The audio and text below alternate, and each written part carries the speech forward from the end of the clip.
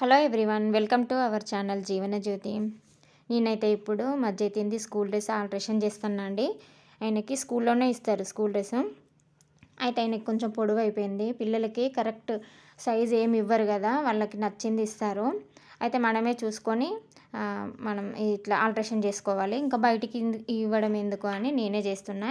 నాకైతే కుట్టు మిషన్ ఉన్నది, కానీ నాకు ఇంట్లోకి సంబంధించిన అన్నీ కూడా నేనే కుట్టుకుంటాను. నా బ్లౌజులు కానీ, ఇంకా తర్వాత పిల్లలకు సంబంధించి ఏమన్నా కుట్లు పోయిన డ్రెస్సులు, ఏదైనా కానీ చిన్న చిన్న కర్టెన్స్ కుట్టడం కానీ అవన్నీ నేనే చేసుకుంటాను అండి.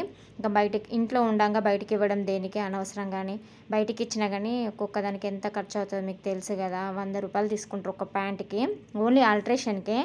అందుకని ఇంకా నేనే అన్నీ చేసుకుంటాను. నేను ఒక 1 ఇయర్ అవుతుంది మిషన్ తీసుకొని.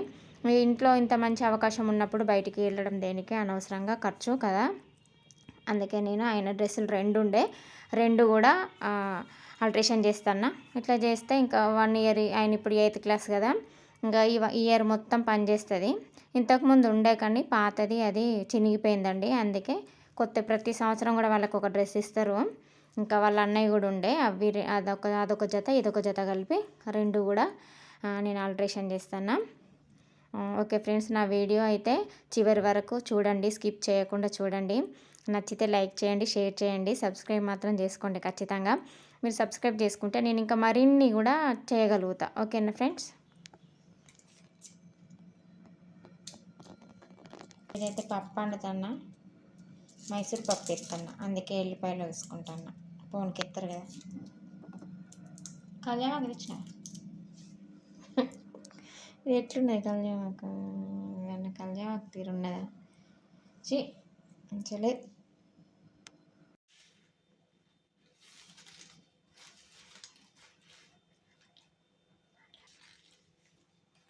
నూనె వేడైనట్టు చూద్దాం, నూనె వేడైందో లేదా కావాలి. ఇప్పుడు వేసుకుంటాను ఇక ఆవాలు, కొన్ని ఆవాలు వేసుకోవాలి, కొంచెం అంత జీలకర్ర.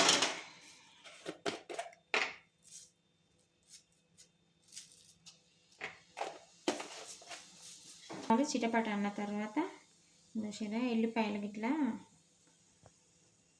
క్రష్ చేసుకోవాలి, ఎందుకంటే మంచి ఫ్లేవర్ బయటికి వస్తుంది. అట్లనే అయితే మంచిగా ఉండదు. ఇట్లా క్రష్ చేసుకొని అవి చిటపట అన్నాక వేస్తా.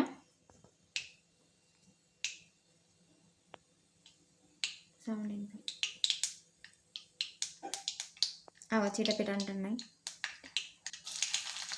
ఓకే, కళ్యామాకే మంచిగా లేదు మరి, కొంచెం అన్న ఉండాలి కదా అని. చలికాలం మంచిగా ఉండదు కళ్యామాకు. కూడా వేసుకుంటాను.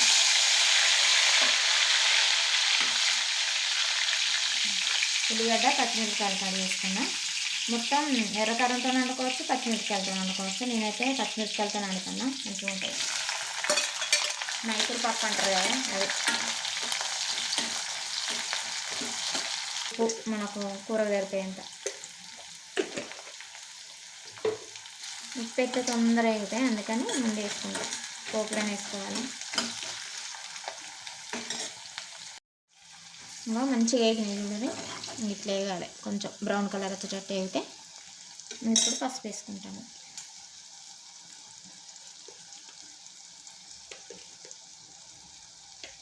ఒక 1/2 స్పూన్ వేసుకోవాలి. ఇంకా కడిగిన కదా నానబెట్టుకున్న కొంచెంసేపు పప్పు, నానబెట్టుకున్న పప్పును అందులో వేసుకోండి. తొందరగా అవుతుంది, ఒక పావు గంటలు అయిపోతుంది. తొందరగా ఉడుకుతుంది పప్పు. కందిపప్పు లెక్క, శనగపప్పు లెక్క కాదు. ఇది పెసరపప్పు, 2 తొందరగా ఉడుకుతాయి, తొందరగా అయిపోతుంది కూర. ఎటైనా అర్జెంట్ ఉన్నప్పుడు వండుకోవాలంటే బెస్ట్.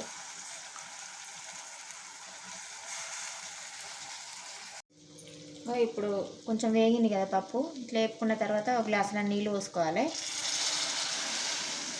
నీళ్ళు పోసుకుంటే ఉడుకుతుంది కొంచెంసేపు. కొంచెం ఉడికిన తర్వాత అప్పుడు టమాటాలను కొత్తిమీర వేసుకుందాం.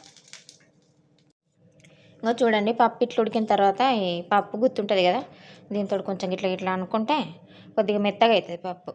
అంత బరక ఉండకుండా మెత్తగా అవుతుంది.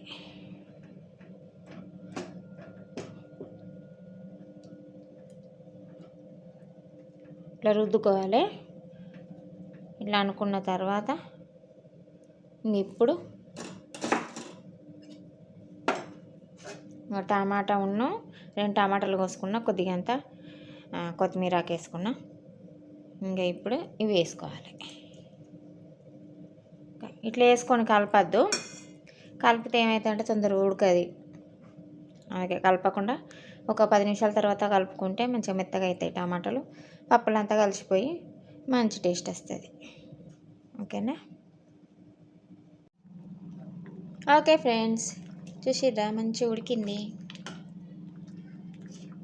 మంచిగా కనబడుతుంది కదా పప్పు. టమాటాలు కూడా మంచిగా ఉడికినాయి. మళ్ళీ ఒకసారి ఈ పప్పు గుత్తితోటి కొంచెం మెత్తగా రుబ్బుకొని, ఉప్పు చూసుకొని తక్కువైతే వేసుకుంటే అయిపోతుంది. ఎంత మంచిగా ఉంటుంది అంటే పప్పు కమ్మటి, ఎంతో కమ్మ ఉంటుంది. మీరు ఒకసారి ట్రై చేసుకోండి, నిజంగా చాలా బాగుంటుంది. ఏమంత టైం పట్టదు దీనికి. ఓకే ఫ్రెండ్స్, నా వీడియో నచ్చినట్లయితే కంపల్సరీ సబ్స్క్రైబ్ చేసుకోండి.